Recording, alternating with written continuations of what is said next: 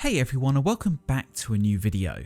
It's no real secret that Warhammer editions these days typically last around 3 years, and with 9th edition Warhammer 40k having been released in the summer of 2020, I know, I feel it too.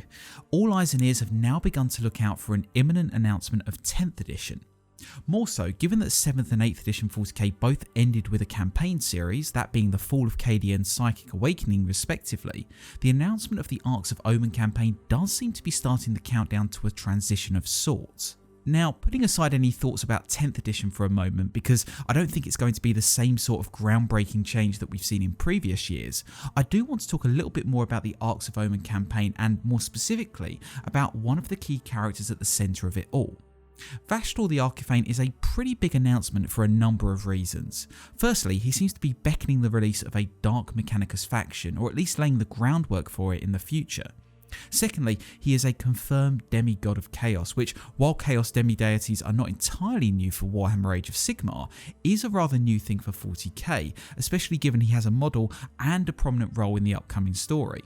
And finally, it opens up the current 40k story to a fresh type of plotting and intrigue that I think could have much further reaching implications than we've seen in prior campaigns. And in this video, I want to talk a little bit more about each of those and take a closer look at the model itself to see what we can glean about Vashtorr's character from it. So with all that said, let's jump right in. Now, in Warhammer generally, we're typically aware of the 4 Chaos powers, Khorne, Slaanesh, Nurgle and Tzeentch, who have also been known and worshipped in the game by a numerous variety of other names and titles. But beyond those 4, deification within the Chaos realms isn't something that has been massively explored, certainly not so in 40k. We have demon princes, but as Wade's video pointed out, that involves mortals being raised up by the blessings of the Chaos gods, which is not the same as being innately a Chaos god, or in this case, a demigod from the start. What we have here is a truly new type of foe in the 41st millennium, and above anything else, what I think it really does is open up the Chaos Pantheon to new types of characters. I should say that this is something we've already seen in Age of Sigmar. That setting is no stranger to gods, demigods and everything else in between, and in that setting, the Chaos Pantheon has actually grown to include the Horned Rat, the unholy god of the Skaven, whose power stems from paranoia and desperation. From what we know, Vashtorr is nowhere near the level of the Chaos Gods themselves, but he does have deeper ambitions of becoming a greater power, and the ascension of the Horned Rat in AOS shows that Games Workshop is at least somewhat open-minded to opening up the Chaos Pantheon. What's more is that Vashtorr is empowered by the desires of mortals to invent, manipulate and create things that didn't already exist before, a pretty common desire you could say in the futuristic universe of 40k.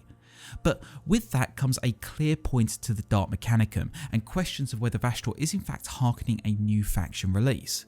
Personally, I think GW's rather obvious reference to them in the Warhammer community announcement is a deliberate fanning of those flames, and it seems slightly inconceivable that a character like Vashtorr, with his particular focus, wouldn't lead to similarly minded followers appearing on the tabletop.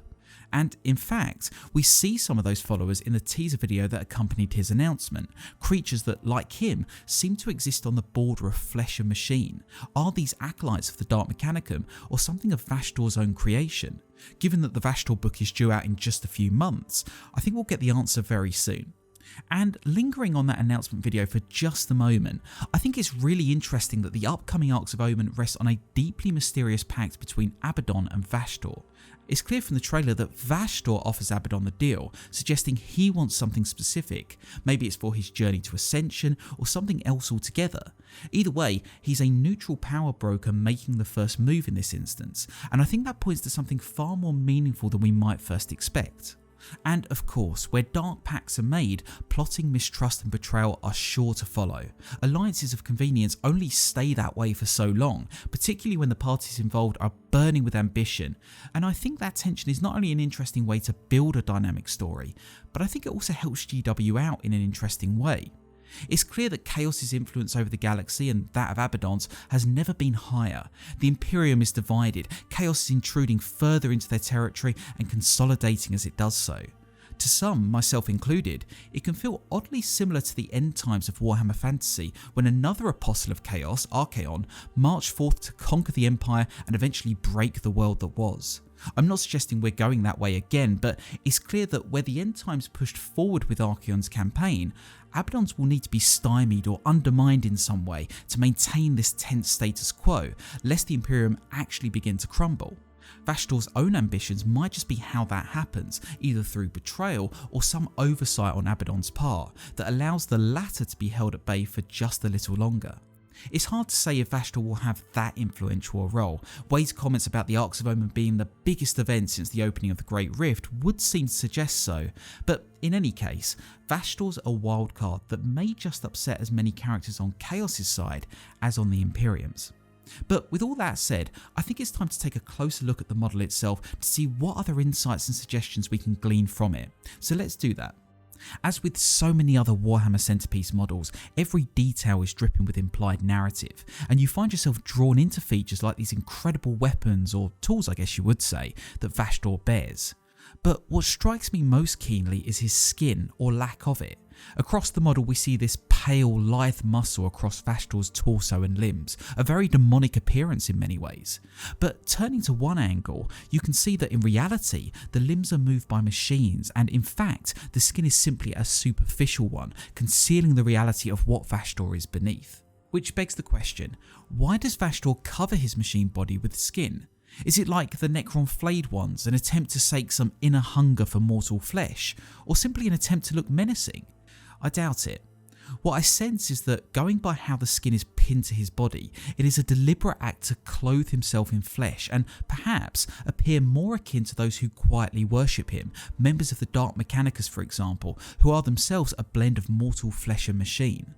Consequently, in some ways his grotesque appearance might reveal an insecurity at the heart of the demigod. He is reliant on others for worship and power, and is to some extent as bound to their whims and preferences as they are to his, an interesting side to Warhammer demons that we rarely see. Turning to the base, which I love to do because there's always something to talk about, we get a rather simple feature that stands out, these emerging mechadendrites. While the hammer bears something similar, those could be considered tools. On the base, however, they are clearly extending from somewhere beneath the ground, separate to Vashtorr himself. To me, what this evokes is an interesting picture of the machine as organic. The mechadendrites extend like mechanical flowers, and as plants on other hero bases can point to an affiliation with the natural world, here it subverts it to suggest that the machine is part of the natural world, or a new world of sorts. We'll have to learn more of Vashtorr's motives to understand the deeper meaning, but this small feature suggests to me that when it comes to Vashtorr, machine life is as much a part of the natural world as organic life, and perhaps we might go as far as to say that he sees himself as a progenitor and steward for that more hybrid natural order. Looking over to a far more prominent feature, Vashtorr's wings are incredibly striking. Deadly, malicious and imposing, they give this incredible stature to Vashtorr's otherwise lean frame, and as such, a great presence among other models on the tabletop. We know though that these are not actually used for flying, they don't look like they would be too much help anyways. Rather, we are told that they are a symbol of his status and his desire to be something greater than what he is. I think there's a number of ways to interpret that. The wings are certainly nefarious and would cause even the most stout-hearted enemy to think twice before charging, but also, so many of the greater demons of Chaos bear wings, and it might be an attempt to earn respect in the eyes of other Chaos followers who don't immediately turn to Vashtorr for worship. Oddly though, what strikes me is a strange similarity to another demigod of sorts, the Necron shard of the Void Dragon. Both models have prominent wings, an artificial tail, and an affiliation for vehicles and machinery. It's more than likely just a coincidence, but maybe, just maybe, Vashtorr has been influenced by the Void Dragon in a more intentional way. And given the theory that the Void Dragon and the Omnissiah of the Mechanicum are in fact the same being, although unknown to the Mechanicum, it might also be a deliberate blurring by Vashtorr to gain some affinity to the legends and rumours of the Omnissiah that surround the Imperial and Dark Mechanicus. It's a reach, sure, but I can't shake that sort of suspicion when I think of Vashtorr's title, the Arkifane.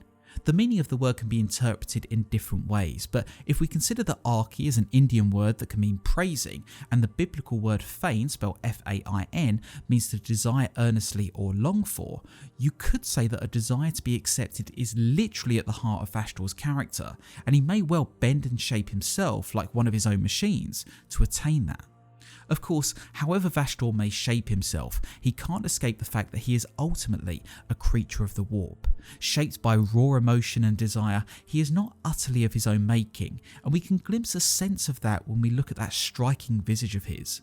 Once again, we see skin pulled over the true face of Vashtorr, masking what he truly is, but not doing so completely. Because either side of his face, we see these impressive horns akin to those we've seen on other greater demons. Are they too a construction of Vashtorr's, intended to also make him appear as one of those greater chaos entities, or is his visage slipping as his true primal origins manifest themselves? Of course, it's his eyes that really draw us in, bringing an alarming intensity to Vashtorr's gaze. In many ways, this is where we really feel the burning ambition of the character, unflinching and focused, and it creates another great balance to the model by infusing his dead complexion with a vibrant fierceness. In many ways though, this balance is wonderfully played out across the whole model and tells us quite a bit about the dichotomy at the core of Vashtorr's character. He's powerful but fragile, shaped by humanity but distinctly other to it, a tool for other powers but a force unto himself. It's another great model from Games Workshop, and I personally can't wait to hear more about him when the Arks of Omen campaign begins. So that's a closer look at Vashtorr the Arkifane, no doubt a pivotal character as we look to the future of Warhammer 40k, and perhaps not the last of his kind to make an appearance. But what do you make of him, both the character and the model? And like me, do you think a Dark Mechanicus release for Warhammer 40k is all but confirmed? Let me know your thoughts in the comments below. But as always, I want to say a big thank you for watching today. If you enjoyed the video, please consider clicking the like button and subscribing to my channel for more Warhammer content, and I do hope you'll join me for my next video. Until then though, do take care.